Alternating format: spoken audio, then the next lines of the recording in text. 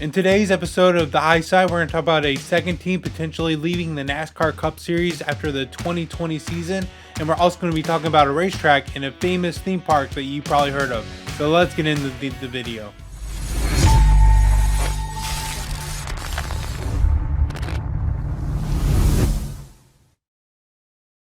I hope you guys are having an awesome day, and thanks for watching another episode of The High Side. Before we get into today's news, I wanted to briefly talk about last night's first playoff race in the Darlington. Throwback weekend was really good. 3 great races all weekend long, especially that Xfinity finish with Denny Hamlin and Ross Chastain with Brandon Jones taking the win after they got into the wall with one another. Some great racing all weekend.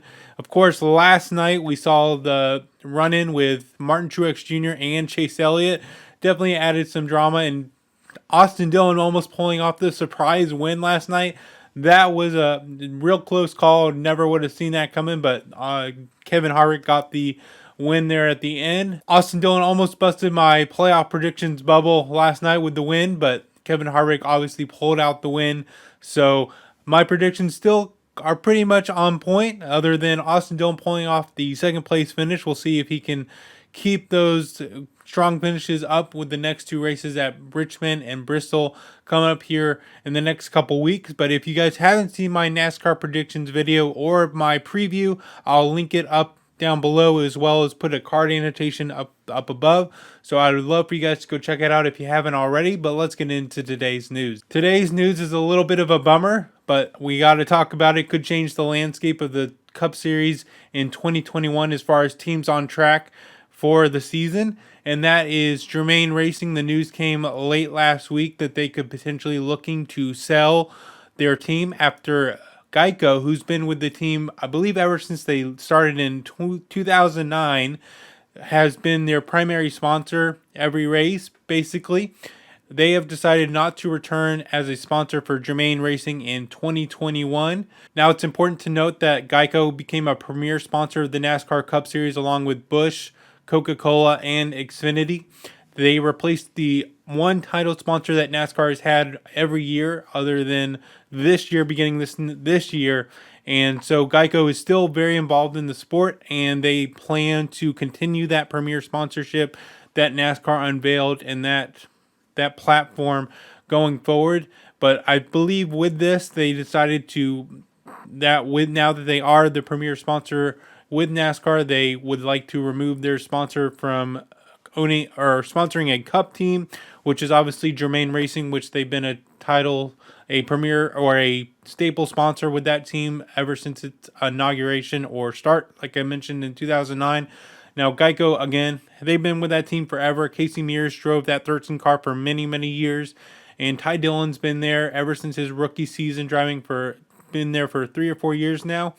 And they haven't had too much success, no wins, a couple good runs here and there. And so it looks like they do not want to stick with the team. Germain Racing had this statement to say over the weekend as well. They go on to say, at this time, anything is on the table. Germain Racing does not have a signed sponsorship contract for 2021, and Bob Germain, the owner, is exploring conversations for a potential sale. Now, again, as we mentioned in previous episodes, the Levine family racing team sold their team and charter to Spire Motorsports earlier this year. They're not going to return in 2021. So this is the second NASCAR Cup Series team that is going to be leaving the sport after this season.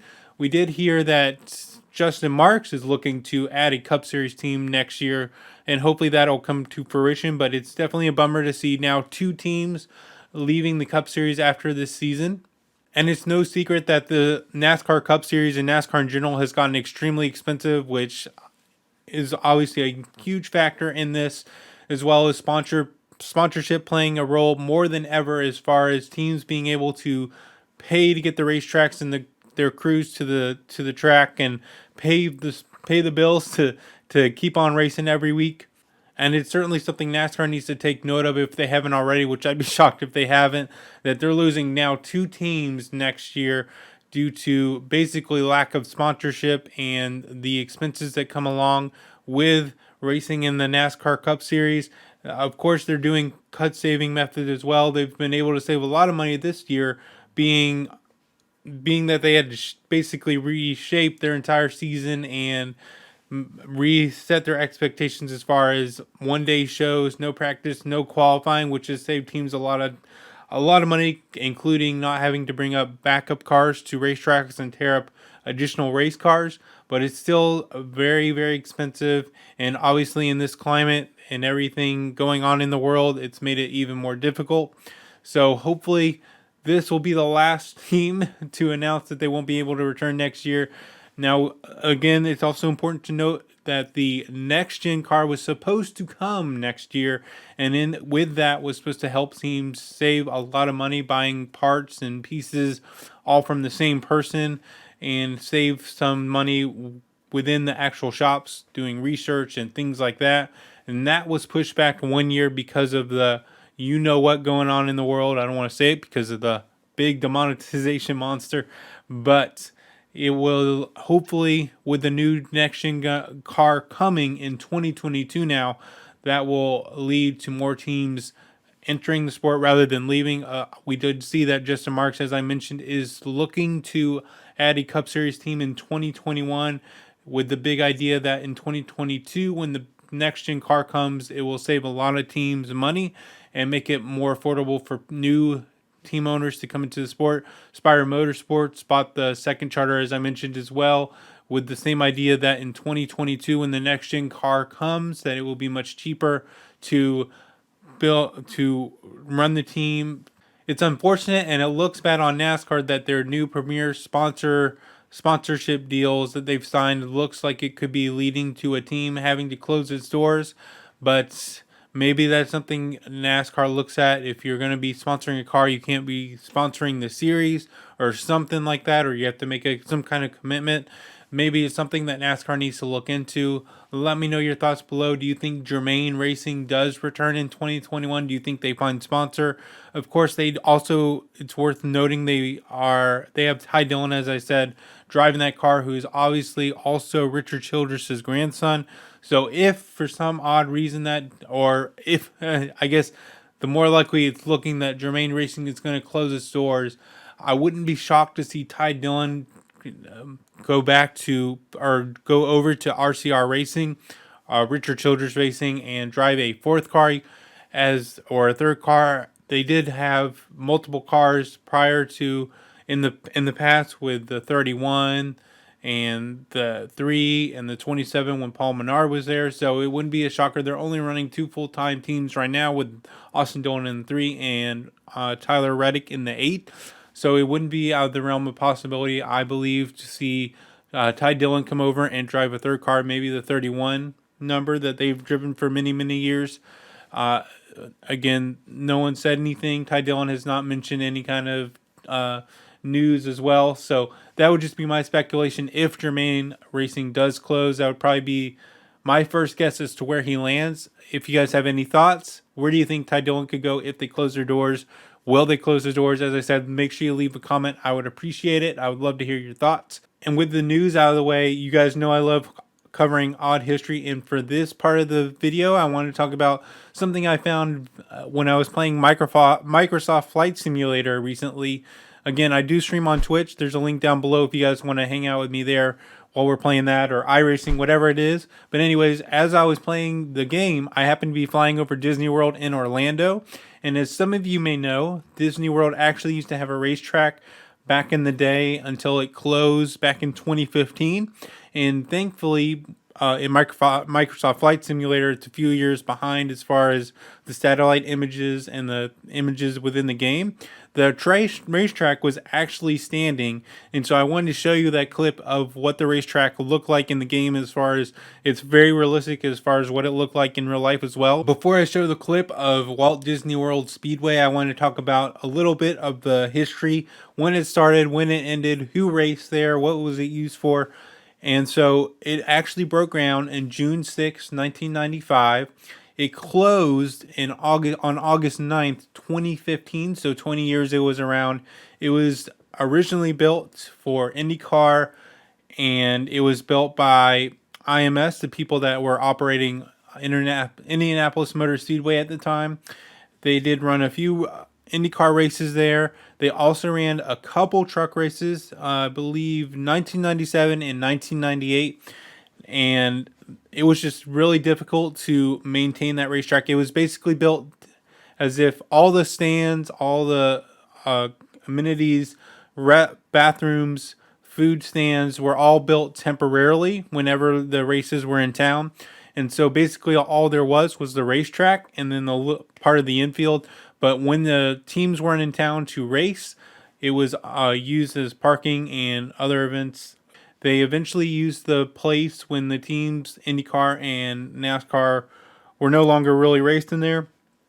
They used it for the Richard Petty driving experience for many years, as well as to test and drive exotic sports cars. I know a lot of NASCAR teams tested there during the winter months because obviously it's a little warmer in Florida, so it's easier on the off season to practice there. But there were a series of injuries, including one a few years I want to say that unfortunately led to the death of one individual who wrecked on the backstretch or on one of the backstretch. It's almost shaped a little like Pocono, as you'll see, and it was an awesome idea. They eventually decided to tear it down because of the issues and the logistics of being able to use that track and set it up for main events, having to tear all the temporary stands down and all that kind of stuff that went with it. And now they've started to demolish it and build it into parking spaces, better parking for the guests that arrive at Walt Disney World. But I wanted to throw up this clip from Microsoft Flight Simulator as far as what it looked like in the game. It looked really realistic, really cool to be able to fly over it. And I hope you guys enjoy this clip, so check this out.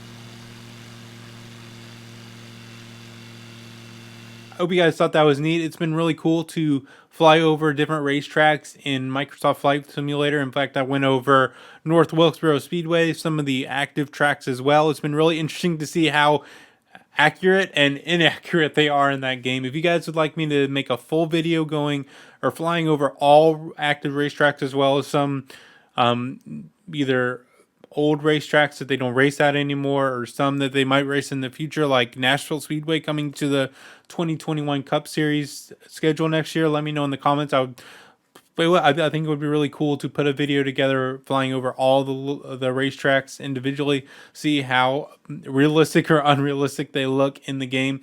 If you do, make sure you hit that like button to let me know, or let me know in a comment below.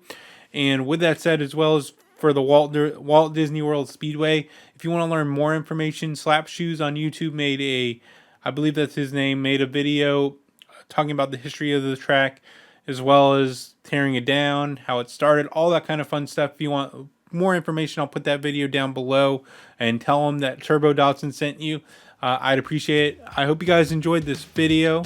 If you guys did, make sure you hit that like button. If you guys want to see more, don't want to miss the next episode, of course, make sure you subscribe as well. I appreciate it, you guys checking out the video, and I hope you guys have an awesome week, and I'll see you in the next episode of The High Side.